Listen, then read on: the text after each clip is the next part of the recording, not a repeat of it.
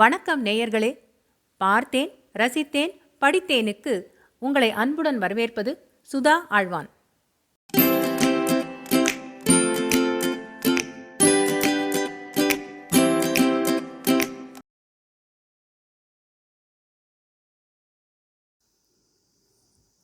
அமரர் கல்கியின் சாகித்ய அகாடமி விருது பெற்ற அலை ஓசை பாகம் 4 பிரளயம் அத்தியாயம் 40 பாக்யசாலி சீதா. டாக்டர் இன்ஜெக்ஷன் செய்வதற்காக மருந்து தயாரித்துக் கொண்டிருந்தார். பாமா அவருக்கு உதவி செய்து கொண்டிருந்தாள். ராகவன் சீதாவின் தலையை தன் மடியில் தூக்கி போட்டுக் கொண்டிருந்தான். அடிக்கடி அவன் விம்முகிற சத்தம் கேட்டது. சீதா தட்டு தடுமாறி சொன்னாள், நீங்கள் ஏன் அழ வேண்டும்? எனக்கு இதைவிட வேறு பாக்கியம் கிடைக்குமா? கஸ்தூரிபாய் தெய்வத்தைப் போல நானும் தாலி கட்டிய புருஷன் மடியில் படுத்து சாக வேண்டும் என்று தவம் செய்து கொண்டிருந்தேன். அந்த தவம் பலித்து விட்டது. என்னைப் போல பாக்கியசாலி யார்? நீங்கள் அழ வேண்டாம் என்றாள். சௌந்தர ராகவனை துக்கம் ஒரு பக்கமும் வெட்கம் இன்னொரு பக்கமும் பிடுங்கி தின்றன. சீதா, இந்த மாதிரியெல்லாம் பேசாதே. உனக்கு உடம்புக்கு ஒன்றும் இல்லை. சீக்கிரம் சுகமடைந்து பிழைத்து எழுந்திருப்பாய் என்றான். அதெல்லாம் இல்லை. நான் இனி வெகு நேரம் உயிரோடு இருக்க மாட்டேன். அதென்னமோ அப்படி எனக்கு தோன்றுகிறது. அதை பற்றி நான் கவலைப்படவும் இல்லை. தாரிணி அக்காவும் நீங்களும் பேசிக்கொண்டிருந்ததை நான் ஒட்டு கேட்டேன். அதற்காக தயவு செய்து என்னை மன்னித்து விடுங்கள். உங்களை மணந்து கொள்ள சம்மதம் என்று தாரிணி அக்கா சொன்னதை என் காதால் கேட்டேன். உடனே புறப்பட்டு வந்துவிட்டேன். எனக்கு இனி ஒரு குறையும் இல்லை. அக்கா இப்போது எங்கே? அவளை கொஞ்சம் வர சொல்லுங்கள். அவளுக்கு என் நன்றியை தெரிவிக்க வேணும். வசந்தியை அழைத்து கொண்டு வர தாரிணி போயிருக்கிறாள். நீ நினைப்பது போலெல்லாம் ஒன்றும் நடவாது சீதா. என்னை பரிதவிக்க விட்டு நீ போவது கடவுளுக்கே பொறுக்காது என்றான் ராகவன். அதே சமயத்தில் கடவுளை நினைத்து, பகவானே, இந்த ஒரு தடவை மட்டும் சீதாவை காப்பாற்றிவிடு. அப்புறம் நான் யோக்கியமாய் நடந்து கொள்ளுகிறேன். இனிமேல் ஒரு பிசகும் செய்ய மாட்டேன். சுயநலத்துடன் ஒருபோதும் நடந்து கொள்ள மாட்டேன் என்று மனமாற பிரார்த்தனை செய்தான். ராமேஸ்வரம் முதல் காசி வரையில் உள்ள தெய்வங்களை எல்லாம் வேண்டிக் கொண்டான். அந்த நிமிஷத்துக்கு முன்னால் ராகவன் எந்த நாளிலும் அவ்வளவு தீவிர ஆஸ்திகனாக இருந்ததில்லை. இன்ஜெக்ஷன் மருந்து ஏற்றிய ஊசியுடன் டாக்டர் வந்தார். ஊசி குத்திவிட்டு, சரி, நான் போய் வருகிறேன். காலையில் நிலைமை எப்படி இருக்கிறது என்று டெலிஃபோன் செய்யுங்கள் என்றார். டாக்டருடன் வாசல் வரையில் சென்ற பாமா திரும்பி வந்ததும் ராகவனை பார்த்து, உங்கள் மனைவிக்கு உங்களிடம் ஏதாவது சொல்லிக்கொள்ள வேணுமா? மனத்தில் ஏதாவது ஆசை இருக்கிறதா என்று கேட்டுவிடுவது நல்லது என்றாள். ராகவன் கோபமுற்று, இது என்ன நான்சென்ஸ்? நீங்கள் வாயை மூடிக்கொண்டு சும்மா இருந்தால் நலமாயிருக்கும் என்றான். அப்போது சீதா, அவர் மேல் எதற்காக வீணில் கோபித்துக் கொள்கிறீர்கள்? அவர் கேட்கச் சொல்லுவது நியாயந்தான். என் மனத்தில் ஒரு ஆசை இருக்கத்தான் இருக்கிறது. நான் கண்ணை மூடிய பிறகு நீங்கள் தாரிணி அக்காவை கட்டாயம் கல்யாணம் செய்து கொள்ள வேண்டும். அக்கா எனக்கு வாக்கு கொடுத்திருக்கிறாள். அதை மீறமாட்டாள் என்றாள். சற்று நேரத்துக்கெல்லாம் தாரிணியும் சூர்யாவும் வசந்தியுடன் வந்து சேர்ந்தார்கள். எத்தனையோ கஷ்டங்களை பார்த்திருந்த வசந்திக்கு தன் தாயாரின் நிலைமை எந்தவித உணர்ச்சியையும் தரவில்லை. பக்கத்தில் வந்து உட்கார்ந்து கொண்டாள். இத்தனை நாள் எங்கே அம்மா ஒளிந்து கொண்டிருந்தாய் என்றாள். சீதா தன்னுடைய துவண்ட கைகளை தூக்கி குழந்தையை தன் முகத்தோடு சாத்திக் கொள்ள முயன்றாள். ஆனால் அவளுடைய கையில் அதற்கு வேண்டிய பலம் இல்லை. அதை பார்த்த தாரிணி குழந்தையின் முகத்தை தாயின் முகத்தோடு சேர்த்து வைத்தாள். சீதா அண்ணாந்து நோக்கினாள். முகமூடி தரித்த உருவத்தை பார்த்து மிக மெல்லிய குரலில், இது யார் என்றாள். என்னை உனக்கு தெரியவில்லையா சீதா என்றாள் தாரிணி. அவள் யார் என்பதை குரலில் இருந்து சீதா தெரிந்து கொண்டாள். வந்துவிட்டாயா அக்கா? ரொம்ப சந்தோஷம். என் மனது குளிர்ந்து விட்டது. நீ இவரிடம் பேசிக் கொண்டிருந்ததை நான் ஒட்டு கேட்டேன். எனக்கு இனிமேல் ஒரு கவலையும் இல்லை. ஆனால் முகத்தை ஏன் மூடிக்கொண்டிருக்கிறாய்? திறந்துவிடு அக்கா. நான் சாவதற்கு முன்னால் உன்னுடைய முகத்தை ஒரு தடவை பார்க்க வேணும்.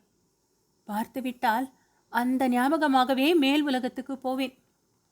போகும்போது வானத்தில் பூரண சந்திரனை பார்த்து அக்காவின் முகத்தை போல் அழகாயிருக்கிறதா என்று ஒத்து பார்த்து கொண்டு போவேன். இப்படி பேசிக்கொண்டே இருக்கையில் சீதாவின் கண்கள் தாமாக மூடிக்கொள்ளத் தொடங்கின. தாரிணி சீதாவின் கையை பிடித்து நாடி பார்த்தாள். மிக மெலிவாயும் அதிவேகமாயும் அடித்தது. கூண்டிலிருந்து கிளி பறந்து செல்லும் காலம் நெருங்கிவிட்டது என்பதை தாரிணி உணர்ந்தாள். சீதா, இதோ என் முகத்திரையை எடுக்கிறேன். கண்ணை திறந்து ஒரு தடவை என்னை பார். பயந்து போய்விடாதே.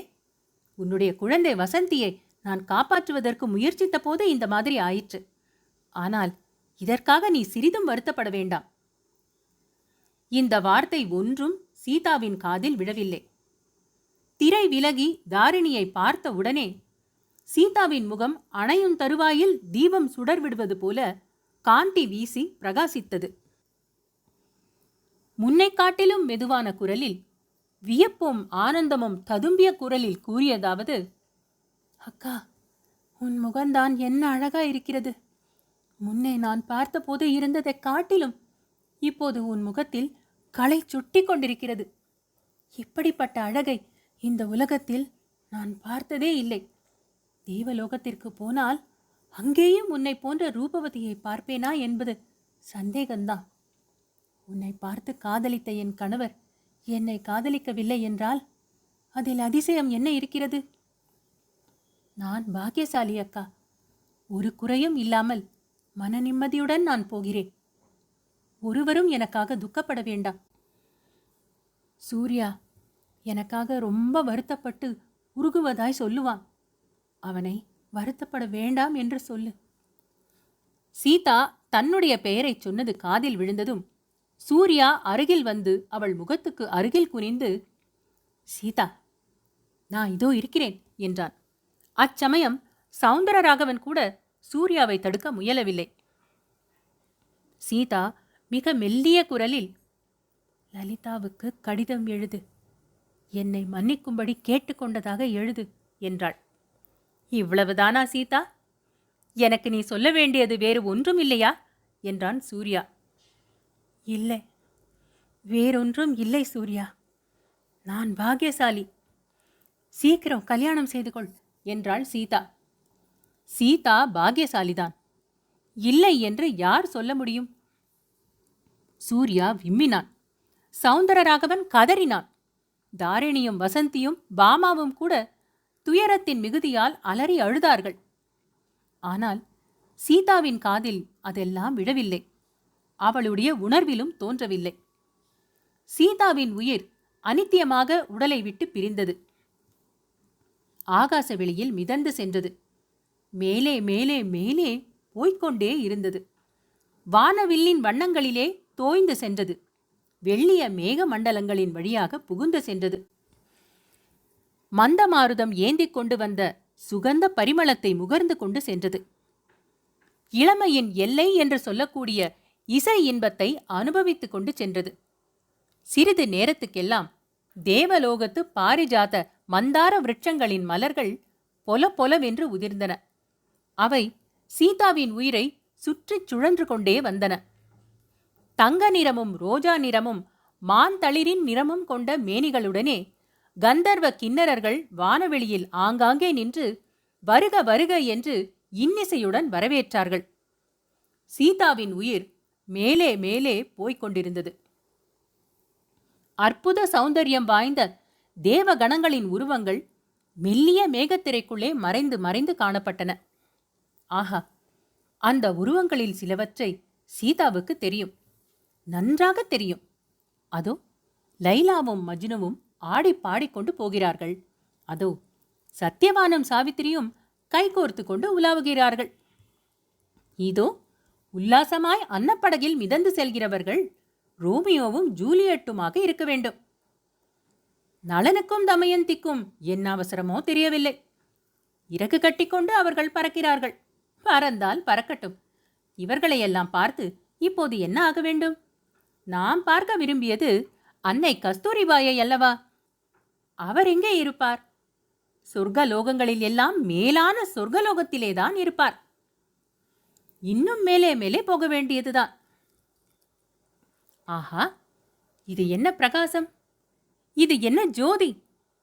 தேஜோமயமான உருவம் ஒன்று எங்கிருந்தோ வருகிறது. அடடா, அதோ போகிறதே! இவர்கள் நம்மை சுற்றி நிற்கும் தேவ கந்தர்வ கிண்ணறர்கள் என்ன பேசிக்கொள்கிறார்கள்? மின்னலைப் போல தோன்றி கோடி சூரியர்களைப் போல பிரகாசித்து ராமபாணத்தைப் போல விரைந்து செல்லும் வடிவத்தை சுட்டிக்காட்டி என்ன சொல்லிக் கொள்கிறார்கள்? தெரிகிறது, தெரிகிறது.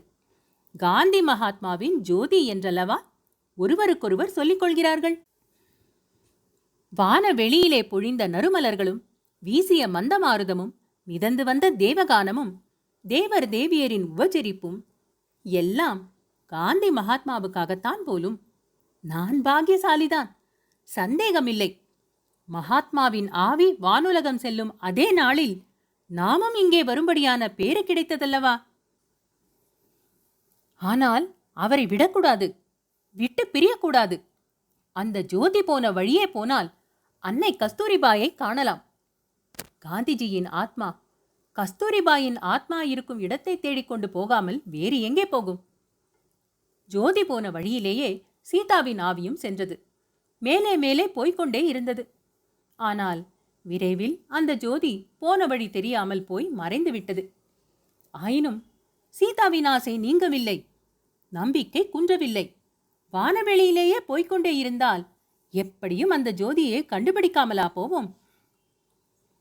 சீதாவின் ஆவி பற்பல உலகங்களையும் தாண்டி கொண்டு சென்றது. நட்சத்திர மண்டலங்களைச் சுற்றி வட்டமிட்டு கொண்டு சென்றது. ஆஹா, எத்தனை உலகங்கள், எத்தனை சூரியர்கள், எத்தனை சந்திரர்கள், எத்தனை நட்சத்திரங்கள்! அகிலாண்ட கோடி என்று சொல்வது எவ்வளவு உண்மை! இவ்வளவையும் தாண்டி அப்பாலே போக முடியுமா? அப்பாலுக்கு அப்பாலே என்று சொல்லக்கூடிய இடம் ஒன்று உண்டா? உண்டு, அவசியம் உண்டு. அத்தனை அண்டங்களையும் புவனங்களையும் சூரிய சந்திரர்களையும் கணக்கில்லா நட்சத்திர மண்டலங்களையும் தாண்டி வந்தாகிவிட்டது. இனி ஒரே நீல நிறத்து வானவெளிதான். முடிவில்லாத வானவெளி, எல்லையில்லாத நீல நிறம், ஆதியும் அந்தமும் இல்லாத ஆனந்த வெள்ளம். சீதா பாக்கியசாலி என்பதை குறித்து சந்தேகம் என்ன? அத்தியாயம் 40 பாக்கியசாலி சீதா நிறைவுற்றது. அன்பான நேயர்களே, இது போன்ற மேலும் சுவையான கதைகள் மற்றும் கட்டுரைகள் கேட்க பார்த்தேன், ரசித்தேன், படித்தேன் எங்கள் சேனலுக்கு சப்ஸ்கிரைப் செய்யுங்கள். பொன்னியின் செல்வன், சிவகாமியின் சபதம், பார்த்திபன் கனவு போன்றவை பிளேலிஸ்டுகளாக வரிசைப்படுத்தப்பட்டிருக்கின்றன. ஏனைய பிற கதைகளையும் நீங்கள் கேட்டு மகிழலாம். தமிழ் கதைகள் கேட்க ஆர்வம் உள்ள உங்கள் குடும்பத்தார் மற்றும் நண்பர்களிடம் பகிருங்கள். மிக்க நன்றி.